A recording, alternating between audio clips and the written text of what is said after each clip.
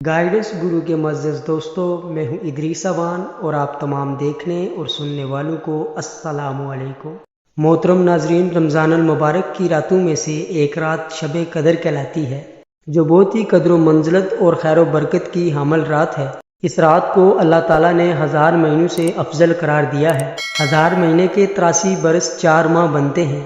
جس شخص کی یہ ایک رات عبادت میں گزری، گویا اس نے 83 برس 4 ماہ کا زمانہ عبادت میں گزار دیا، اور 83 برس کا زمانہ کم از کم ہے، کیونکہ خیر من الف شہر کہہ کر اس امر کی طرف اشارہ فرما دیا گیا کہ اللہ کریم جتنا زائد اجر عطا فرمانا چاہے گا عطا فرما دے گا۔ اس اجر کا اندازہ انسان کے بس سے باہر ہے۔ امام ظہری رحمۃ اللہ علیہ فرماتے ہیں کہ قدر کے معنی مرتبہ کے ہیں، چونکہ یہ رات باقی راتوں کے مقابلے میں شرف و مرتبہ کے لحاظ سے بلند ہے، اسی لیے اسے لیلۃ القدر کہا جاتا ہے۔ حضرت عبداللہ بن عباس رضی اللہ تعالیٰ عنہ سے مروی ہے کہ اللہ تعالیٰ نصف شعبان کی رات کو تمام فیصلے فرما لیتا ہے، اور چونکہ اس رات میں اللہ تعالیٰ کی طرف سے 1 سال کی تقدیر و فیصلے کا قلمدان فرشتوں کو سونپا جاتا ہے، اسی وجہ سے یہ لیلۃ القدر کہلاتی ہے۔ اس رات کو قدر کے نام سے تعبیر کرنے کی وجہ یہ بھی بیان کی جاتی ہے کہ اس رات میں اللہ تعالیٰ اپنے قابل قدر کتاب، قابل قدر امت کے لیے صاحب قدر رسول کی معرفت نازل فرمائی۔ یہی وجہ ہے کہ اس صورت میں لفظ قدر 3 دفعہ آیا ہے۔ قدر کا معنی تنگی کا بھی آتا ہے۔ اس معنی کے لحاظ سے اسے قدر والی کہنے کی وجہ یہ ہے کہ اس رات آسمان سے فرش زمین پر اتنی کثرت کے ساتھ فرشتوں کا نزول ہوتا ہے کہ زمین تنگ ہو جاتی ہے۔ امام ابو بکر الوراق قدر کہنے کی وجہ بیان کرتے ہوئے کہتے ہیں کہ یہ رات عبادت کرنے والے کو صاحب قدر بنا دیتی ہے، اگرچہ وہ پہلے اس لائق نہیں تھا۔ محترم ناظرین، لیلۃ القدر فقط آپ صلی اللہ علیہ وسلم کی امت کی خصوصیت ہے۔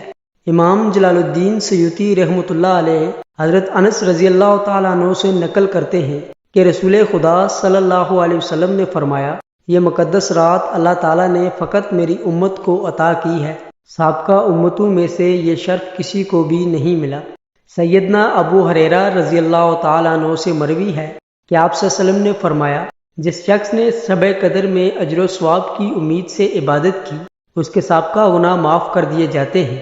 ارشاد نبی صلی اللہ علیہ وسلم میں جہاں لیلۃ القدر کی ساعتوں میں ذکر و فکر، عبادات و اطاعت کی تلقین کی گئی ہے، وہاں اس بات کی طرف بھی متوجہ کیا گیا ہے کہ عبادت سے محض اللہ تعالیٰ کی خوشنودی مقصود ہو، ریاکاری یا بددیانتی نہ ہو، اور آئندہ عہد کرے کہ میں برائی کا ارتکاب نہیں کروں گا۔ چنانچہ اس شان کے ساتھ عبادت کرنے والے بندے کے لیے یہ رات مغفرت بن کر آتی ہے۔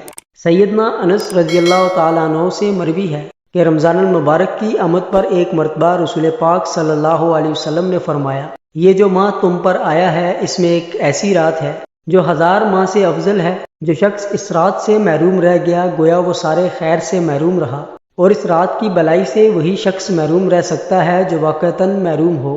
ایسے شخص کی محرومی میں واقعتاً کیا شک ہو سکتا ہے جو اتنی بڑی نعمت کو غفلت کی وجہ سے گنوا دے۔